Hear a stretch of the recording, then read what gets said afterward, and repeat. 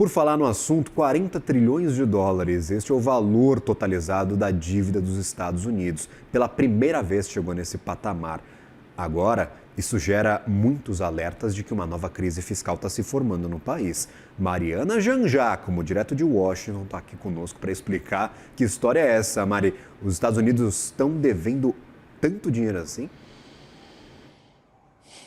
Pois é, Gabriel, estão 40 trilhões de dólares e só nesse ano os Estados Unidos devem tomar emprestados 2 trilhões de dólares para cumprir com as suas obrigações. E aí a gente pode colocar nessa conta, claro, a guerra contra o Irã, também os cortes de impostos. Então, muitos fatores que levam a essa soma. E são fatores que a gente pensa, né, em fatores mais recentes, como esses cortes de impostos e a guerra contra o Irã, mas na verdade já vem acontecendo há décadas, né? Se a gente for falar de responsabilidade por essa situação agora, a gente tem que falar de democratas e de republicanos, de várias medidas ao longo dos anos que levaram a essa situação atual, que levaram a esse recorde, né, de 40 trilhões de dólares da dívida pública. Agora, claro que isso está sendo muito discutido aqui nos Estados Unidos. O secretário do Tesouro, Scott Bessent, tem dado diversas entrevistas, falado com repórteres na Casa Branca.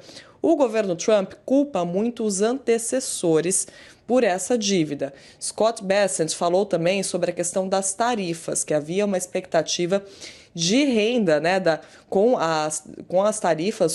essas tarifas cobradas aqui nos Estados Unidos de importação, mas que o governo sofreu um golpe com a decisão da Suprema Corte, que anulou muitas dessas tarifas e fez com que o governo tivesse que reembolsar aquelas empresas que pagaram pelas taxas de importação.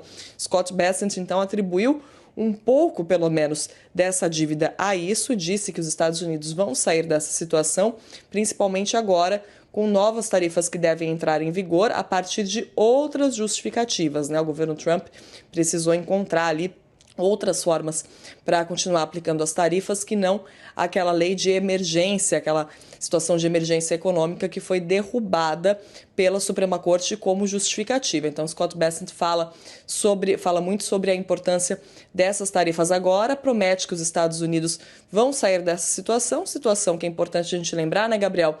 Acontece há pouco mais de 3 meses das eleições de Congresso que vão definir, afinal de contas, como é que vão ser os próximos 2 anos de mandato de Donald Trump. Perfeito, ele aponta gestões anteriores, só que nas 2 gestões de Donald Trump a dívida deve crescer 14 trilhões de dólares. Foram 9 trilhões de aumento da dívida na primeira gestão, 3 trilhões de dólares de aumento de dívida no ano passado e mais 2 trilhões neste ano. Então, há um problema estrutural nos Estados Unidos, a gente viu a dívida dobrar em 10 anos, não é pouca coisa. Obrigado, Mari, pelos destaques, bom trabalho a você. Vamos dar uma olhadinha no gráfico na tela que mostra a trajetória da dívida dos Estados Unidos, como é que a gente chegou em 40 bilhões não, né? Quem dera, 40 trilhões de dólares.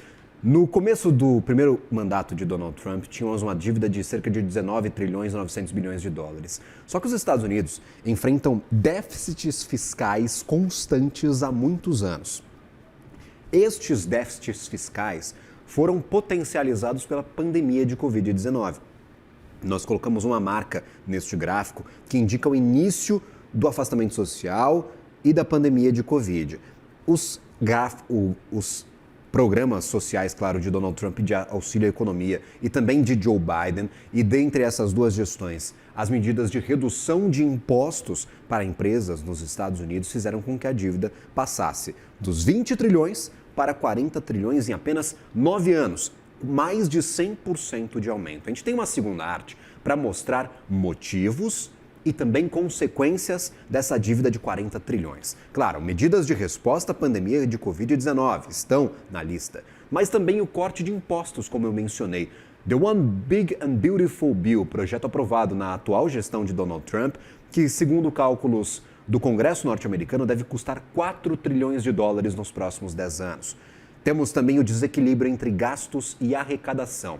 Historicamente, os Estados Unidos têm uma média de tarifas em relação ao PIB, uma carga tributária menor do que os países mais ricos. Cerca de 24% da carga tributária média dos Estados Unidos contra 38% dos países da OCDE. Nós, Brasil, temos uma carga tributária média de 34%.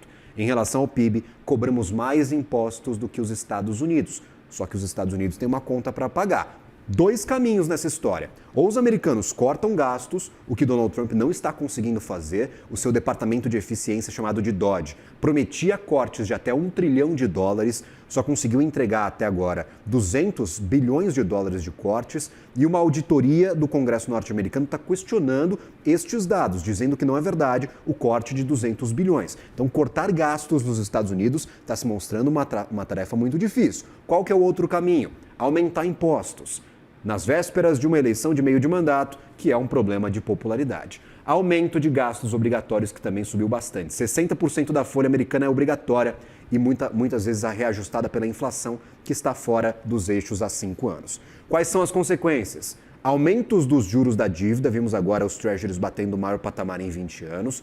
Aumento da inflação nos Estados Unidos, maior custo da dívida para outros países, nós entramos nessa conta, e um eventual enfraquecimento do dólar também.